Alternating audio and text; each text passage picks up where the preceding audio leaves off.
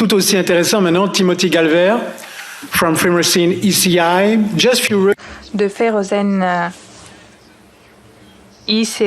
ICE, c'est l'initiative citoyenne européenne pour encourager les citoyens à faire entendre leur voix en faveur de politiques qu'ils veulent voir mises en œuvre dans l'Union européenne. Est-ce que vous pouvez nous en dire plus sur votre projet? Oui, merci. Merci beaucoup de votre invitation. Bonjour à tous. Je vais vous poser des questions, donc soyez réactifs, sinon je vais devoir arrêter. Est-ce que quelqu'un connaît la taxe moyenne de kérosène par litre dans l'Union européenne? Non? C'est 48 cents par litre. Deuxième question.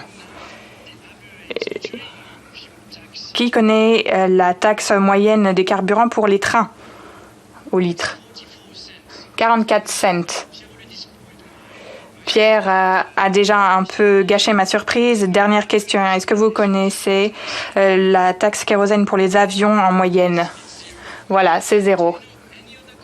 0 centimes par litre. Est-ce que vous connaissez d'autres pays dans le monde qui taxent le kérosène? Vous avez ici le Canada, l'Arabie Saoudite, le Japon et les États-Unis. C'est pour vous montrer à quel point la situation actuelle est absurde. En 2019, l'Union européenne n'encourage toujours pas les citoyens, les jeunes, à prendre le train au lieu d'utiliser des transports plus énergivores en kérosène, comme les avions.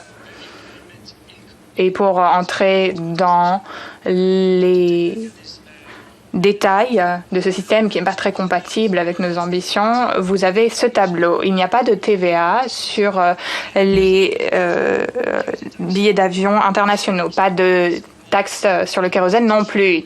Cela explique pourquoi il est extrêmement bon marché de prendre l'avion en Europe. J'ai vérifié il y a récemment, je peux faire un Bruxelles-Barcelone pour 13 €.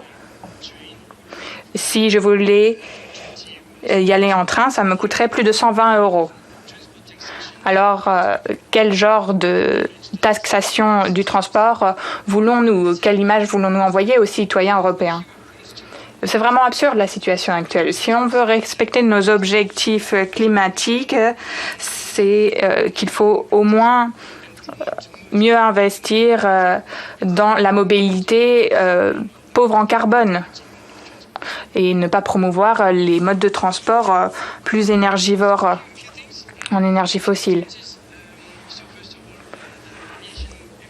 Quelques conséquences à présent. Les émissions de l'aviation dans l'Union européenne en CO2 augmentent, crèvent le plafond, plus de 26,3% ces 5 dernières années. Et puis, il y a une distorsion de la compétition, de la compétitivité, parce que les trains n'ont pas les mêmes incitants et les mêmes subventions. Et de plus, avoir une taxe 0 pour le kérosène, cela n'encourage pas les entreprises du domaine de l'aviation à trouver d'autres solutions et réduire leur consommation. De plus, cette exemption fiscale est une injustice sociale. Certains citoyens européens voyagent régulièrement en avion, mais la majorité des citoyens européens prennent la voiture régulièrement et payent des taxes sur le carburant. Pour promouvoir la mobilité, l'Union européenne doit investir davantage dans l'infrastructure ferroviaire. Mais pour cela, l'Union européenne a bien sûr besoin de fonds, de ressources financières. Et l'exemption fiscale sur le kérosène représente 8 milliards d'euros par an pour les budgets publics. Et ces sommes doivent être investies dans la mobilité verte plutôt que d'inciter le voyage en avion. Les politiques fiscales sont difficiles à changer dans l'Union européenne parce qu'il faut l'approbation de unanime de tous les États membres.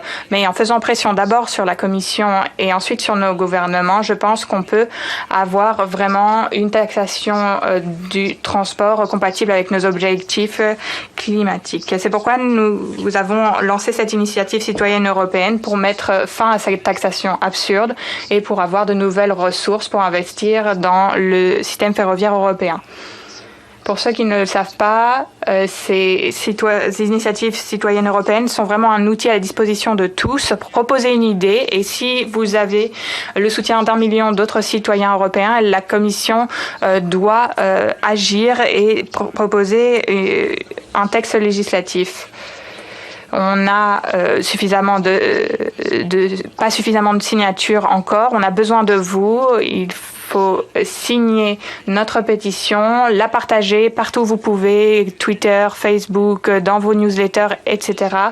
Et n'oubliez pas notre adresse ferozen.eu. Et voilà, ce n'est pas durable si ce n'est pas juste. Vous pouvez aussi nous envoyer un email si vous voulez devenir partenaire. Et j'ai des posters. Si vous voulez prendre des photos avec nous, allez-y. Merci.